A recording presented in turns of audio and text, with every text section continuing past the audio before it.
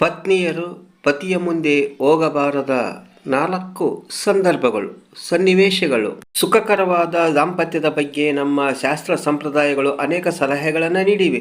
ಪತ್ನಿಯರು ಇಂಥ ಕೆಲವೊಂದು ವಿಚಾರಗಳನ್ನು ಗಮನದಲ್ಲಿಟ್ಕೊಳ್ಳೋದು ಅವಶ್ಯ. ಈ ಪತ್ನಿಯರು ಈ 4 ಸನ್ನಿವೇಶಗಳಲ್ಲಿ ತಮ್ಮ ಪತಿಯ ಮುಂದೆ ಹೋಗಬಾರದು. ಹಾಗಾದರೆ ಸನ್ನಿವೇಶಗಳು ಯಾವುವು ತಿಳಿಯೋಣ.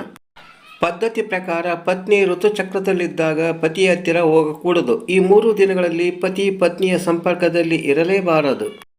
ಪತ್ನಿ ಯಾವತ್ತೂ ಸ್ನಾನ ಮಾಡದೆ ಮಲಿನ ಕೊಳಕು ಬಟ್ಟೆಗಳಲ್ಲಿ ಪತಿಯ ಮುಂದೆ ಬರಲೇಬಾರದು. ಅದು ಸರಿಯಲ್ಲ. ಗಂಡನ ಮನಸ್ಸು ಒಂದೊಮ್ಮೆ ವಿಚಲಿತಗೊಳ್ಳಬಹುದು. ಶಾಸ್ತ್ರ ಸಂಪ್ರದಾಯ ಪ್ರಕಾರ ಪತ್ನಿ ಸಂಪೂರ್ಣ ಅಲಂಕಾರ ಮಾಡಿಕೊಂಡು ಪತಿಯ ಮುಂದೆ ಬರಬೇಕು. ಆಗ ಪತಿಗೆ ಖುಷಿಯಾಗುತ್ತೆ. ಮನಸ್ಸು ಪತ್ನಿಯಲ್ಲಿಯೇ ಆಕರ್ಷಣೆಗೊಳ್ಳುತ್ತೆ. ಚಂಚಲತೆಗೆ ಅವಕಾಶ ಇರುವುದಿಲ್ಲ. ಹೆಂಡತಿ ಕೋಪ ಮಾಡಿಕೊಂಡು ಎಂದಿಗೂ ಗಂಡನ ಮುಂದೆ ಬರಲೇಬಾರದು. ಇದರಿಂದ ಗಂಡನಿಗೂ ಕೋಪ ಬರಲೂಬಹುದು. ಇಂಥ ಕೋಪ ದಾಂಪತ್ಯ ಜೀವನಕ್ಕೆ ತೊಂದರೆ ಆಗಲೂಬಹುದು.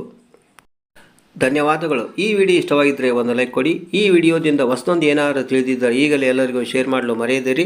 ದಯವಿಟ್ಟು ನಮ್ಮ ಪರಂಪರೆ ಚಾನಲನ್ನು ಸಬ್ಸ್ಕ್ರೈಬ್ ಮಾಡಲು ಮರೆಯದಿರಿ. ಮತ್ತೊಮ್ಮೆ ಭೇಟಿಯಾಗೋಣ ಹೊಸ ವಿಡಿಯೋದೊಂದಿಗೆ.